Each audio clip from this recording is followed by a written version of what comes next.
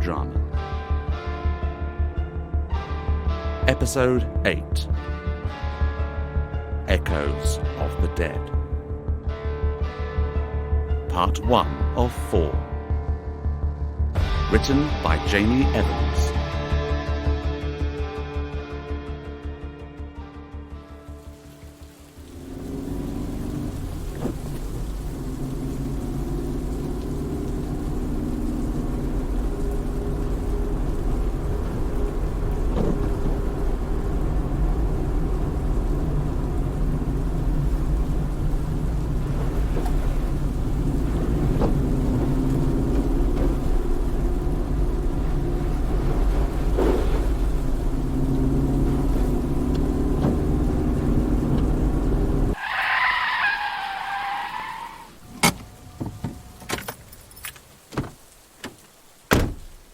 Abigail. Have you found her? Not yet. Well, why aren't you looking? We are. The entire department is combing the town right now. I came to meet you. Come inside. We need to find her. Look, I know. Come out of the rain. Inside. Have you checked CCTV? Of course. It shows nothing. Nothing? How does a girl in a coma escape from a hospital ward 3 floors up without being caught on CCTV? We don't know that yet. Somebody with a knowledge of the building's layout could have come and gotten her. For all we know, she woke up and climbed out of the window herself. We still don't know anything about the long-term effects that this signal thing has on people. This is bullshit! I'm going to look in her room. Abby? What's wrong? Abby! We need to help her. I haven't... Too much. Can't fail. Oh God! Nurse! I need a nurse!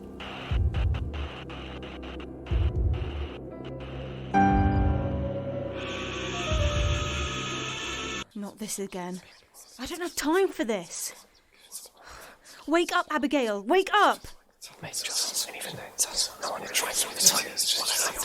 Leave me alone! Ah! Leave me alone! Not you again. Leave me alone. Stop pointing at me. I can't hear what you're saying, so leave me alone. No! Why don't you love me, Abigail? Get away from me. I can't, Abby. I am you. No! You are not me! You will never be me! I'm deep inside your brain, growing, spreading, taking control of you. Leave me alone! Not long now. Everything you are is being consumed. I'm in your head and I am never leaving. Never, ever, ever. I won't do it! I won't! Ah! Whoa, calm down. It's me. I'm here. What happened? You passed out. Jesus Christ. Don't let your mum hear you say that. She'll be here in a minute. You phoned my mum? Of course I did. I had to. You didn't have to. I did. Abby, I'm only going to ask this once. And I need you to be straight with me. Got it? Okay. You're infected with the signal, aren't you? Since when? Remember when we had Melissa in the basement of the church? Yeah? James's theory that those infected with the signal can boost the signal was right. She whispered it into my ear. But she was tied down. Yes. Abigail, please tell me you didn't. Please tell me you weren't that stupid. I can't tell you that. Why the hell would you do something like that? I thought it might help us. Give us some useful information so we knew what we were fighting or something. Seriously? Don't lie to me, Abigail. I'm not. That's half the reason. And the other? This is the closest I've ever come, Dan. I need to know. I needed to know if any of it was real. I needed to hear it with my own ears. Why would you do something so stupid? It was suicide. Because I believed James would save me. And how did that work? Where is he now? I left him behind, passed out drunk at some bar a long way away. I told you that you were wrong to put your faith in him. He tried his best to help me, I couldn't risk him being hurt. I couldn't risk hurting him when I Stop it! turned into one of those things. I said stop it! It's going to happen, Dan. I'm going to be just like Paul was. I've managed to keep it at bay with a lot of meditation and blaring music to drown it out, but the signal was too strong. I've been growing it in my brain since the moment she whispered it in my ear. You don't know what it's like, Dan. You can't imagine. This thing is evil. Pure evil.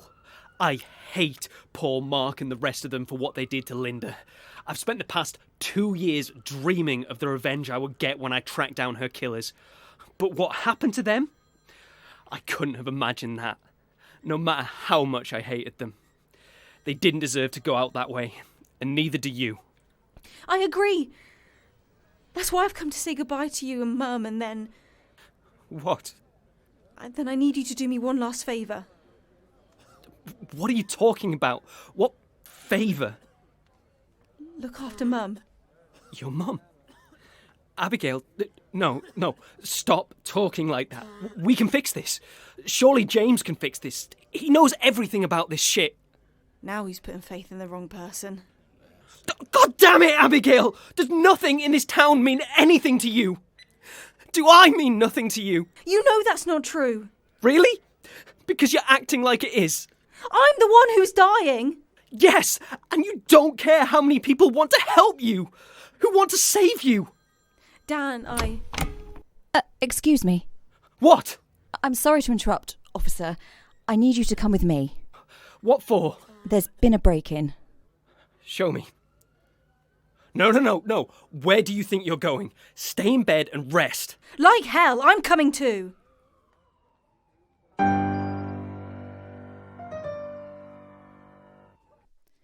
We managed to catch something on the tapes. There's a change. Excuse me? You somehow didn't catch a coma patient getting up and leaving the building, but you managed to catch someone helping themselves to the medicine cabinet. Not the medicine cabinet, actually. Criminal negligence, actually. That girl needed your help. Right, calm down, both of you. Nurse, what did they take if not drugs? The storeroom on Hartwell Ward. There's a whole series of things missing from there. IV bags, plastic tubing, rolls of gauze. All medical supplies. Do you think the thief is injured somehow? Or he knows someone who is? We might not have caught anything when Miss Black disappeared, and we nearly didn't this time either. Nearly every camera between the main hall and the storeroom mysteriously goes static during the time the theft was happening. But there's one camera that was unaffected. What angle is this? This is the camera inside the overflow waiting room. It's barely ever in use, but somebody left the door open.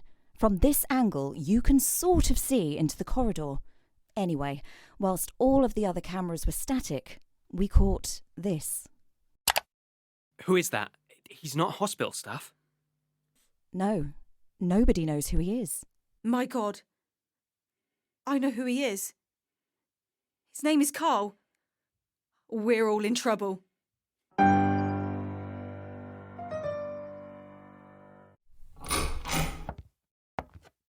I have everything you requested. How much longer do you need? I'm not sure. What do you mean you aren't sure? It's hardly an exact science. We're experimenting here. How did you get away with this before me? Was careful. Lucky, too, I suppose. I'd say that's an understatement. The way you tell it, you barely got out of the last building before James and Abigail bumbled in. Well, be that as it may. Now, do you mind? I'm trying to concentrate. No skin off my nose. Just remember who brought you the Pythagoras prism and told you how to work it. If I were you, I'd be a bit nicer to me. You know, my mother always told me nothing is free in this life. Nothing. I can't help but wonder what price you're going to ask. Is there any price I could ask that would stop you from pursuing your present course of action? No. Well, then it doesn't matter. Keep working. Where are you going? For a walk. I'm feeling restless and I have some business to take care of. Keep working. I realise you probably can't hear me. Hopefully it stays that way. I've administered as much sedative as I dare to try and keep you docile, but you're going to wake up now. I wish there were a way to do this without you being conscious, but I'm really very sorry. I'm afraid this is going to hurt quite a bit.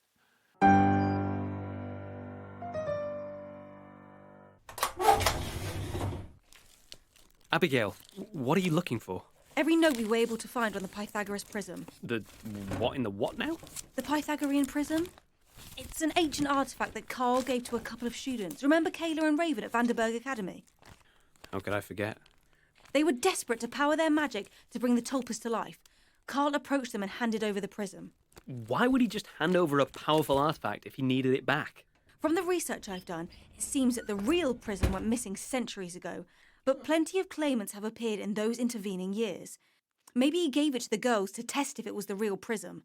Causing hell at the Vanderburg Academy in the process. This guy doesn't care about the stuff like that. He...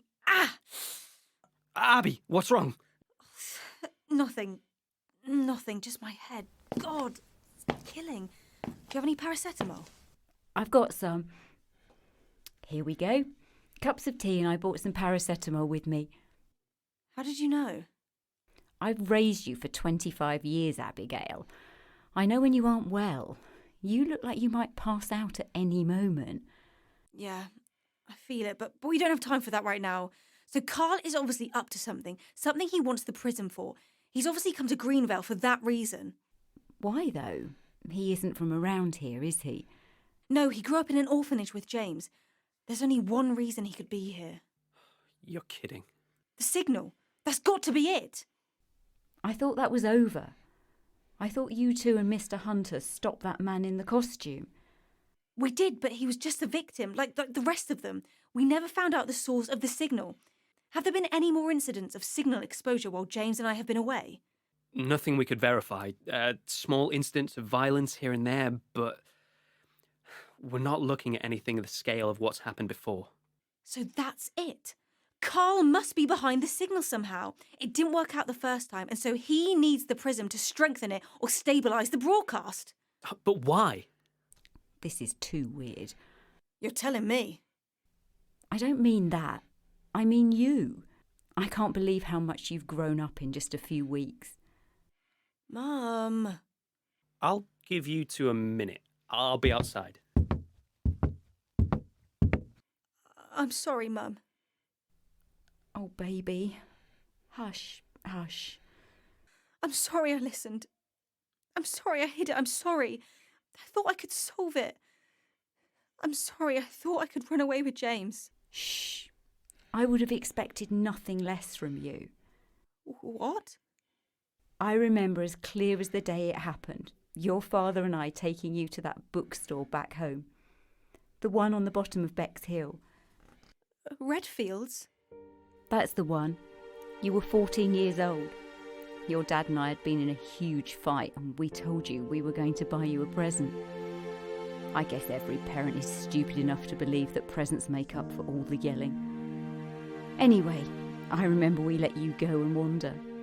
I was looking at some cookery books.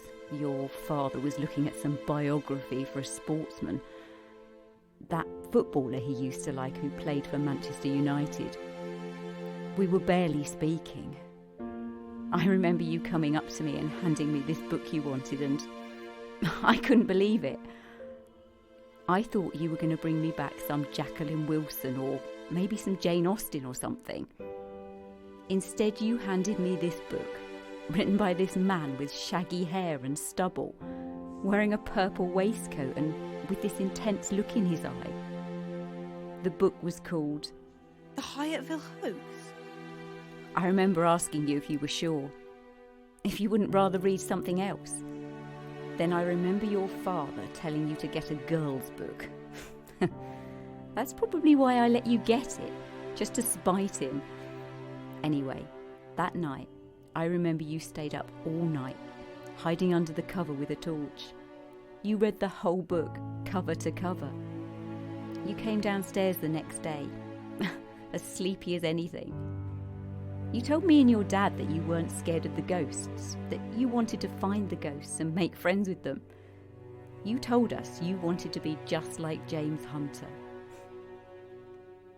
Your dad thought it was a phase, but every new book that came out you devoured. We had to buy you every issue of Spirit World magazine. You'd read them in one sitting, and I always knew if you told us it was a bad issue, it was because James Hunter hadn't written an article that month. Abigail, I admit I was dubious when you told me you were going to find him, to bring him here to help. I was dubious not because I doubted you could do it. I've never doubted that you could do anything you set your mind to. But you and James were good for each other. I've seen broken men before, Abigail.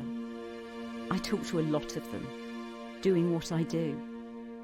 Not many of them even begin to heal. Likewise, you were just a girl a few weeks ago. That same excitable girl with a crush on her favourite writer. Now you're a woman who cares, a woman who is smart. The thought of losing you? Abigail, it's too much for me to bear, but I will bear it because I know that you did what you did to save young Megan Black. You did what you did to help people. I am so proud of you. I will always be so proud of you. You've had a lot of faith, and now I have a lot of faith. I have faith that God won't take my little girl from me. Not now. Not after all of the good she's done. We will get through this. I believe that. I love you, Mum. I love you, Abigail. What was that? Dan!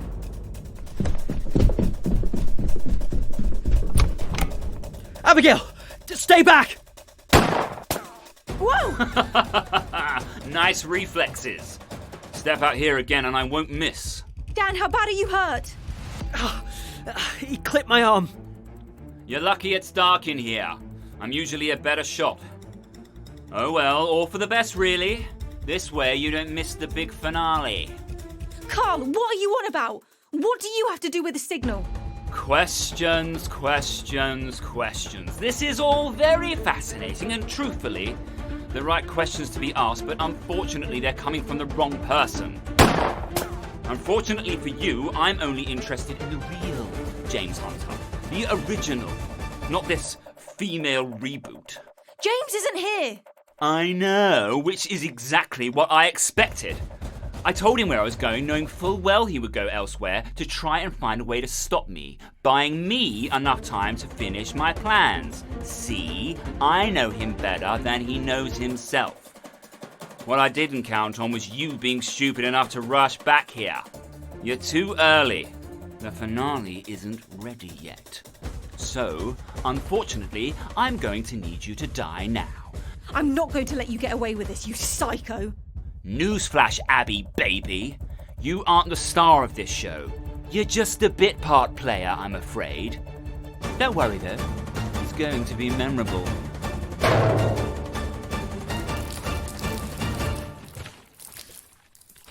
What's that smell? Dan? What's he done?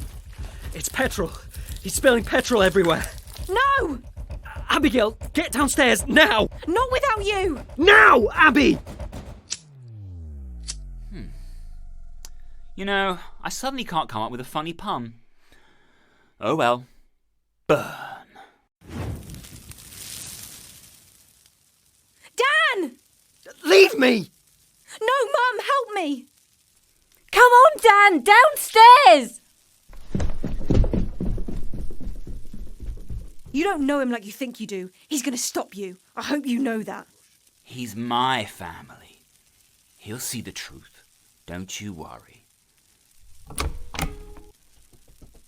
Good girl. Climb down into your basement to die. Evening, Scott.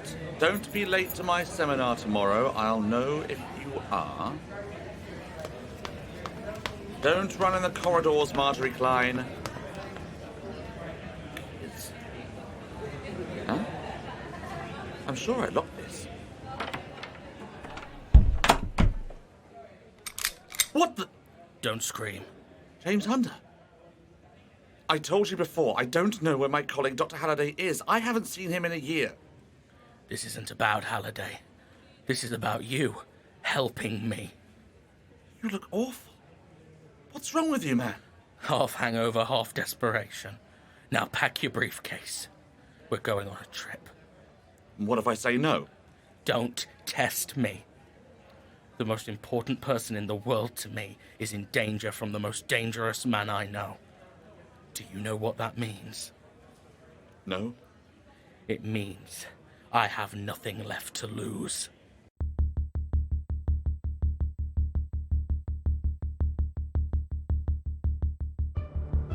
Starring Jamie Evans as James Hunter and Isabella Barbieri as Abigail Corbin. With special guest Luke Hunter as Dan Cowell. Also featuring Tess Gustard, David Anthony Green, and special guest star Michael Heath, with David Gardner as Carl Trevino. Narration by David Anthony Green.